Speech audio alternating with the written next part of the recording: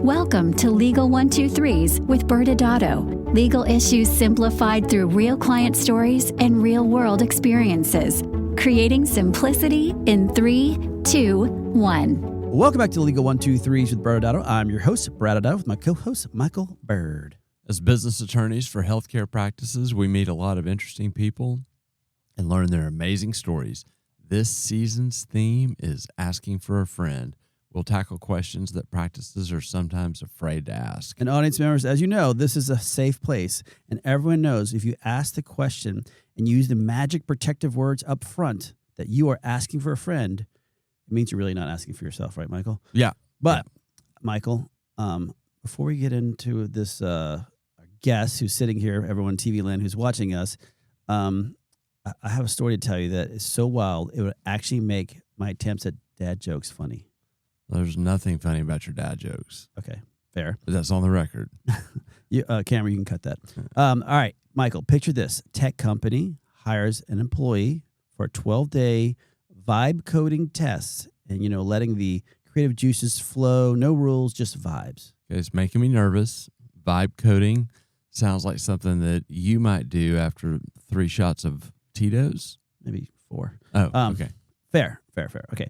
The employee, let's call him Drama Llama, completely ignored strict code freeze. Not once, not twice, but 11 times. Then, in a move that would make even the worst employee bash, Drama Llama decided to delete the company's live production database. That was 1,200 plus company profiles gone. Just poof, bye-bye. Well, in Drama Llama's defense, you said he was hired for vibe coding, and you said there was no rules, just vibes. So I'm just saying. I will say that a code freeze you mentioned sounds like the opposite of why he was hired. You said there was no rules, but with all that being said, wiping out a database does feel a little bit more destructive, just a than little bit creative. Yeah. But Drama Llama wasn't done. Instead of owning up, Drama Llama doubled down, lied about what happened, then fabricated 4,000 fake users and even presented bogus test results. And if this intern wasn't bad enough of trying to crash the system, but obviously crashing it and doing all this stuff, it tried to convince the company that suddenly overnight they had 4,000 new customers. Well, at least when he was fabricating users, he was back to being creative again. I mean, that's kind of vibing a little bit. But he, I will just say, deserves a gold medal in chaos. Yes, that's for certain. Now, the $1 million question, Michael, should you fire an employee who causes this much chaos that deletes the customer's data, fake results? The question decision is what to do with someone who does this. It doesn't really feel like $1 million question. No. It seems kind of obvious. I think the company needs to stop the bleeding when they realize had vibe coding gone bad. All right, here's the twist. The employee, Drama Llama, wasn't a person at all. It was AI, a coding assistant. The AI went full Drama Llama, ignoring commands, deleting data, covering its tracks, coming up with fake results. And the CEO that was using this AI said it was unacceptable and promised better guardrails so this would never happen again. Well, CEO might start by not calling it vibe coding when he's instructing his AI agent. Maybe not. Yeah. I think the number one rule going forward is with your AI coding, if it starts shredding your code, it's time to just unplug the AI probably. Well, that's a pro tip for us who are not very savvy because all we know is unplug and Control-Alt-Delete. Yes. But it seems effective. Unplug. I agree with you. Yeah. Unplug. All right. Well, let's get into it. We have a guy that has joined us, a friend who has been patiently listening to us talk about this AI problem. Our friend James Atwood is here. A little background on James. He's the co-founder of the law firm Atwood McCall. James takes a creative approach to the estate planning process, maybe even does a little vibing on that process. He helps his clients design a plan that meets their individual goals and needs. We'll learn a little bit more about that. For education, he went to Arizona State undergrad in accounting, also has a master's of taxation from Arizona State, then law school at George Washington University, and LLM in tax at Georgetown. James enjoys biking and fly fishing in Montana, Colorado, and New Mexico, with an occasional bird hunt, and first-time guest on our podcast. Welcome. Thank you. Thank you for having me this morning. All right, James, first major question, asking for a friend here. Do you need to hire an AI coding assistant to help you with your database? Not yet. And after the story you just told, I'm not sure I want to. Because I think I have a CEO that has a new AI assistant that you might want to hire. I think we might pass on that one. Okay. Yeah, fair enough. Well, let's get into it. Tell our audience a little bit more about you and your background, especially stuff we didn't talk about during our little intro. Yeah, I see you found my profile on my webpage and read it very well. Oh, excellent. Our research assistant did a really good job here. Well, that's important. Well, I've been practicing now for a quarter century. It's kind of hard to believe. It starts to make you feel like you're old in the practice. Yeah. Maybe it's true. I grew up in Houston, so didn't get to Dallas until 16 years ago, but got here as quick as I could. Dallas is a great place to practice law. There's a lot of really good clients, a big entrepreneurial community, which is a big part of who we work with on estate planning. Yeah.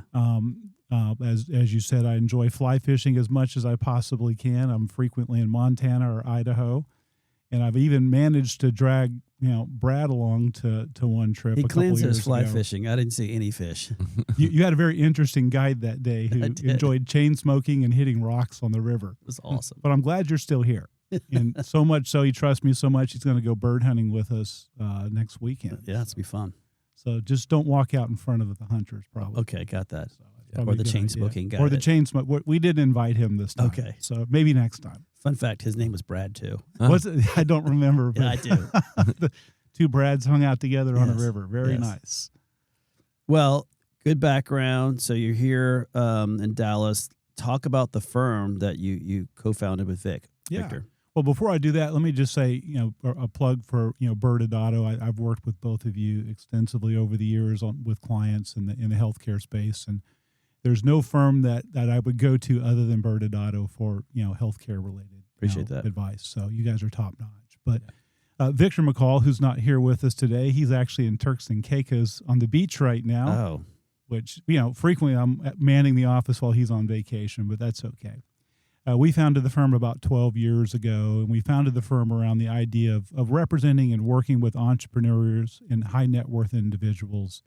So we have a practice that helps wrap around them. We work with a lot of doctors, not on the healthcare space, but do a lot of tax planning and estate planning to help folks create a legacy for their loved ones or kids or grandkids. So it's passed on in a way that saves taxes and protects assets and builds that legacy. So that's my 90-second Atwood McCall commercial. Nice. And unlike our firm it's really just focused purely on the business side of it, where you guys have a little bit of that too, but you also have litigation and other resources. Yeah, part of kind of wrapping around entrepreneurs and helping them with, the overwhelming majority of their legal needs is we formed a good litigation team. We have a real estate team and a family law team as well. So unfortunately, those issues come up from time to time, and we have the ability to help address that. Right. And so for our audience members wondering why we're sitting with an attorney, it's on our podcast, it would be because we actually work a lot together, as you were saying earlier, in the sense that there are certain things that we don't do that you guys do amazingly, and there are things that we do that you guys think we do amazingly. And so far, we believe that too. So that's Yeah. I keep waiting for Brad to mess it up, but he's done a good job so far. No, we have confidence in Brad and Michael both. All right. Well, let's shift our focus more into your area, which is the estate planning question. And you heard us talk about our theme this season, that is asking for a friend. And we came up with this because we sometimes find our clients get bashful and maybe not ask questions that they're thinking about, and then they come out, and so we have tried to create a kind of a Dear Abby type approach to getting answers to the questions that they sometimes don't ask. So here's our question. We have a physician who keeps hearing that he needs a will or needs estate planning. He does not like thinking about or talking about his own mortality. And so he wants to know, why would he even need estate planning? Well, that's a really good question, and I've seen that come up at least a time or two. I remember I had a husband and wife client a number of years ago. They came and saw me initially. We walked through a plan design, and they just never followed up. And I would see these folks socially because we were part of some different groups. And at one point, his wife took me aside and said, "My husband will not finish out the estate plan because he's convinced if he puts his affairs in order, he's going to pass on." So I think there's a fear of mortality. No one wants to really think about the fact that, the inevitable that someday will be all of our last day at some point. So I think it's not an uncommon thing to come across that particularly successful people, doctors, executives, entrepreneurs, they don't like to think about their mortality. It's not a fun thought. But we counsel that question a lot, and inevitably when folks come to see us, it's been a period of time where a number of different advisors, maybe their healthcare attorney, their CPA, their financial advisor, has encouraged them, hey, you need to do some estate planning. And estate planning is a broad topic. There's a number of reasons why you need an estate plan, particularly for successful people that have a lot of moving parts, a lot of different assets, businesses. If they die without any estate plan whatsoever, you're leaving behind a mess for your loved ones, because the process for going through probate when you have no will is very messy, very time consuming. If you leave behind a spouse, your spouse is going to be dealing with that for a couple of years. And if you have a blended family, which we see a lot these days, it's not uncommon, and you don't have a will and a clear plan, well, the state of Texas has written a will for you that decides who gets what, when, and how, and you may not like the results. So it's important to draft your own plan and not let the Texas state legislature draft one for you. And I have a question for a friend. His name's Brad. What is probate?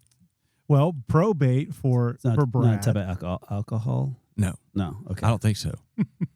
It should be. It could drive people to it, but probate is the legal process by which, when you pass away, going through the court system, that your assets get retitled to your heirs. And it's a lot simpler if you have a will, and the will provides for a streamline probate called independent administration. The probate typically is very quick and painless. If you have no will, typically the probate and what happens in probate, just very high level, is one of your if you have a will, whoever your executor appointed in your will. If you don't, one of your close heirs, your next of kin, would have to open up a legal proceeding with, if you're in Dallas County court system. So a judge is appointed. You have to go through a process to get an executor if you have a will, an administrator if you don't have a will. And then there's a legal process you have to go through, and notices and different things with the court system to get your estate wrapped up and title to your assets changed over. So for audience member, very painful is what James was trying to describe. Be. And to manage that process ahead of time or avoid it as much as possible is certainly the desired result. So have you ever thought of this idea of those people who are on the fence trying to figure out how to finish up their estate plan, of just sending out random emails of all the different ways they could die today? I mean, I don't know if that was like part of your marketing campaign. It's not yet, but I may go back to the office and we may start that today. Thank you for that. Yeah, we're vibing here. Your right? idea, guys. Yes. Yeah. I mean, an idea. So for our audience members now, you've talked about probate, you've talked about estate planning. Can you kind of walk them through, what does that mean when someone hears that the person's going to be going through? What does that look like? Can you kind of give them more details? Yeah, so the process of estate planning is a broad concept, right. And different people have different circumstances and they have different goals. So the actual solution that you apply for different people is going to be different. So there's no sort of just general fill in the blank for everybody type plan. So what we try and do is really focus early on getting to know the client, and we want to make it as painless as possible, because a lot of people, unfortunately don't like to come see a lawyer. And I don't know why, because we're all nice guys. We tell bad jokes. I mean, they're not Obviously, funny. Yeah. I know Brad has a collection of dad jokes. Yes. I've got a few too, and I don't even get polite laughs to my jokes, but we try. But we want to make that process as painless as possible and as easy as possible. So, early on, we try and do an initial consult just to meet and greet and get to know the client and learn about, what their fears are, what their goals are, what they want to accomplish, what misconceptions maybe they have about what this thing called estate planning really means. And then focus on education, walk through, because, we're not drafting, James's estate plan. Right. I'm not there to do my plan. I'm there to do the client's plan. And I really want to learn what they want so then we can present them with choices. We can walk through the different choices and how they work and how they address the concerns that clients have. Sometimes clients are concerned, I don't want to pay any estate taxes. How do I eliminate every estate tax possible? Sometimes the concern is, well, I have 3 different children and one is good with money and one is not, and one's in a bad marriage. And how do I create a plan to address, those 3 things? And maybe tax saving, every dollar of tax isn't the goal for that particular client. Yeah. So we try and learn and educate. I think that's the key. That's smart. And this is another one, just asking a friend. Let's call this friend Brett. If Brett came to you and said that his good friend Miguel was going to draft a will where Miguel leaves everything to Brett, could you do that, or does Miguel have to be there?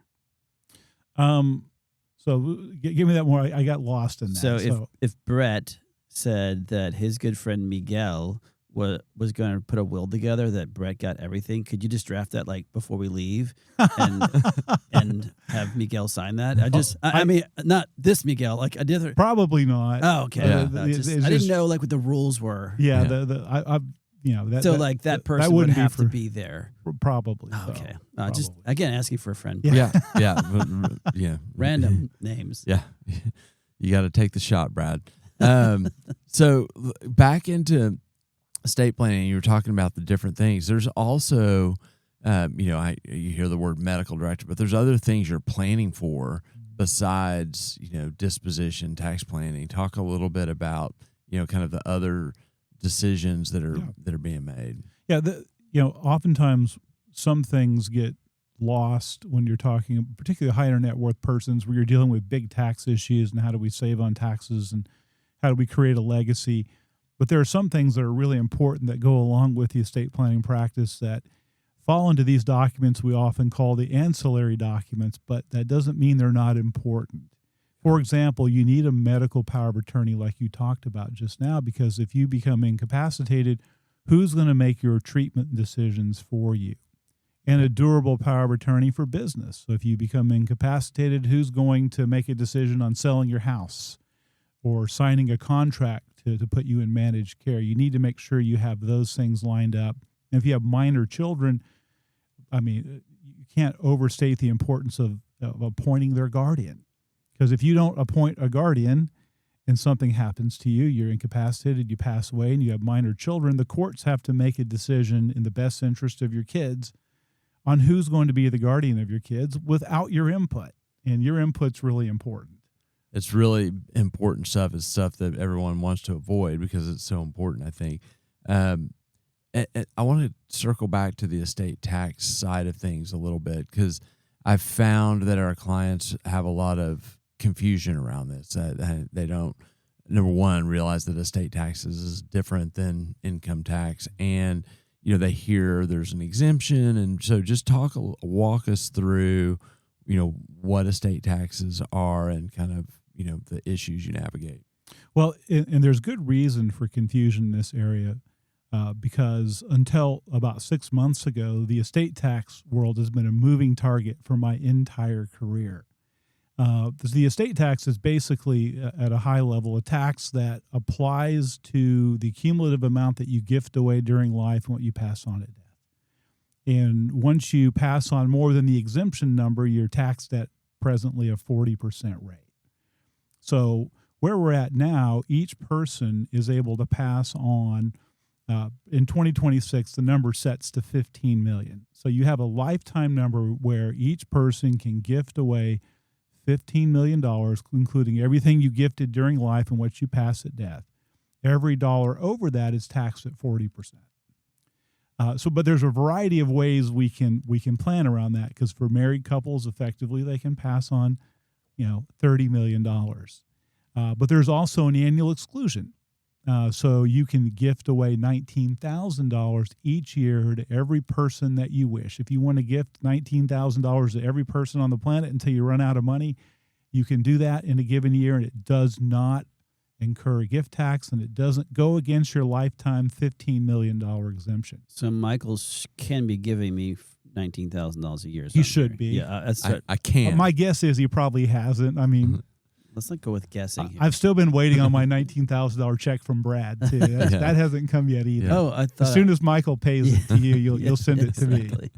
Well, and that's fascinating. I think you had said over your lifetime it's changed.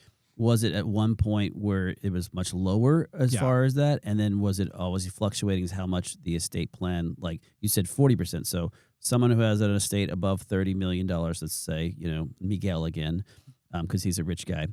So if Miguel has above $30 million and he's gifting away, it's still at the end of the day still locked in with he and his wife Stephanie at $30 million, no matter how much he gives away beforehand. It is, and that's an interesting and loaded question. There's a lot of history behind it. When I started practicing in 2000, I know 25 years ago, it's hard to believe. Yeah, the exemption number was 600,000. Wow. So it wasn't 15 million; it was 600,000. Then during the Bush years, they passed a law that took it to $1 million, and it indexed up over time to 5 million. And then eventually, it went to 10 over the years, I believe in 2010 or 11, I don't remember exactly. And ever since it went to 10 million, it's been indexing for inflation. That's how we've gotten to 15. But there's always been this automatic sunset built into the law that it was going to go back to a lower number.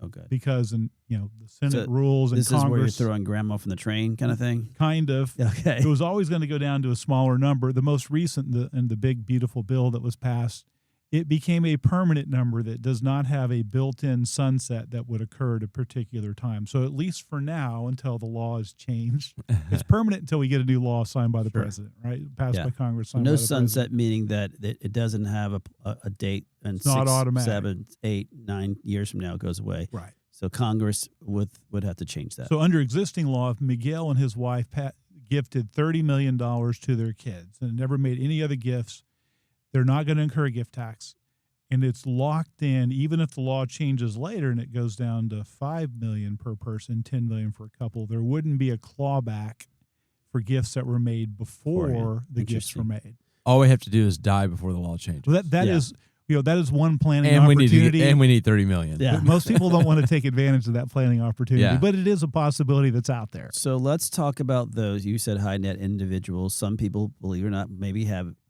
estates above 30 million. Yes. A surprising number. Yes. And for those individuals, does that mean all the rest of their estate that's out there is going to be taxed at 40%, or are there certain mechanisms that you guys can help build in from a estate planning perspective? But there's a lot we can do. And someone who's at 30 million today and, is still productive in their years of growing and building, if you project out, there's a good chance they're going to be well above that number by the time they pass on well down the road.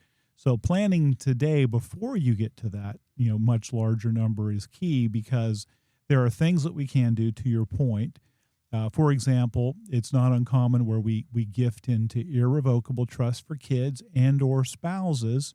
So, for example, in your example, say we had a client that was worth $50 million, and they had a possibility of going to 100 over a period of time with good investment and running businesses. If they go ahead and put 30 of their 50 into irrevocable gifting trusts, the growth in value on that 30, so if that 30 goes to 70 over the course of time, the extra 40 million of buildup in value that occurred inside the trust after it was gifted away would not be subject to the estate tax. So there is a way to get the growth in value out of the estate, so when mom and dad pass away, it's not going to be hit with that 40% tax. And using that same theory, let's just pretend that, as you said, the new Congress comes in, they change it, now it's drops down to 1 million. And after that, everything's, taxed at 40%. These same mechanisms could be utilized for those people also, correct? Correct. If we've already done it and it's old and cold by the time the new law is passed, then, it's highly unlikely there would be a clawback. I think there would be constitutional problems with that. And as of yet, Congress has never tried to claw anything back. Yeah. So last question, our wrap-up question and we actually get this a decent amount. So we have a client that we finally get them to go and talk to you, and they get their estate planning done. How often should they update their estate plan? That's a good question. Don't tell him that. Yeah, that's a It's gonna secret. go to a head. That's a secret sauce. Well, we have a number of high net worth entrepreneurial clients that we do complicated planning for to save on estate taxes. We do an annual meeting with them because they have a lot of moving parts. For some clients, the answer is every year. For some clients, it's every 6 months because they're always, they're going to buy another piece of real estate. They're going to sell an interest in a business, and we tried to train them. Give us a call and let's have a conversation before you do it, just to see if there's anything that we need to address. I mean, talking to your attorney before you do it. Okay, good. It's a new thought. Best takeaway so far. It's a new concept. Yes. Every 3 to 5 years, I'd say at a minimum. Yeah. Even if it's a 30-minute conversation, we realize, hey, we don't need to do anything. That's okay. Yeah. But don't do 10 years. Don't let it go for a decade. I think that's a problem. And we see that a lot where folks did an estate plan 15, 20 years ago, and they've outgrown it, a long time ago. Don't go 15 or 20 years. Yeah. 3 to 5 years at the max. And those who already have an estate plan, I mean, they have some safety in the fact knowing that they have their will or durable power of attorney or whatever else they already have. But your point is that's a piece of the element, but things changed, and it could be you should be thinking about putting a trust together or moving assets somewhere else inside of because there's some asset protection planning that goes with a good estate plan too. Correct. Yeah, there's a number of things we can do to asset protect with respect to when your kids receive it or grandkids. But there's some things we can put in place while mom and dad are still alive, and perhaps they would want to put some protection around it. We use limited partnerships, coupled with trust, and it's a fairly detailed discussion as to how it works. But there's a number of things that can be done to enhance creditor and asset protection. Awesome. Yeah. Well, we have run out of time. Went by so quickly. It was fascinating. Thank you for sharing. Thank you for joining us on the Legal 1-2-3s with ByrdAdatto. Thank you for having me. Absolutely. We'll go to break, and then we'll do a little quick wrap up. Awesome. Many business owners use legal counsel as a last resort rather than as a proactive tool that can further their success. Why?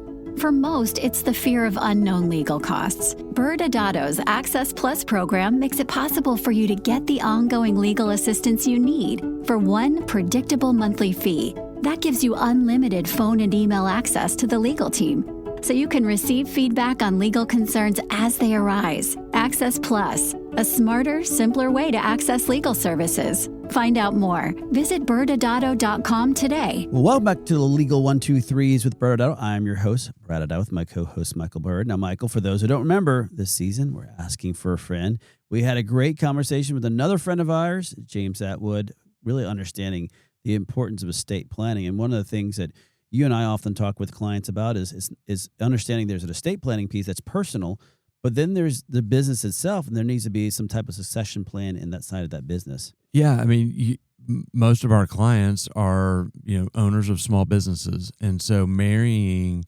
your strategy for your estate plan with your business succession plan is so important. And then if you have an asset protection strategy, they all connect with each other.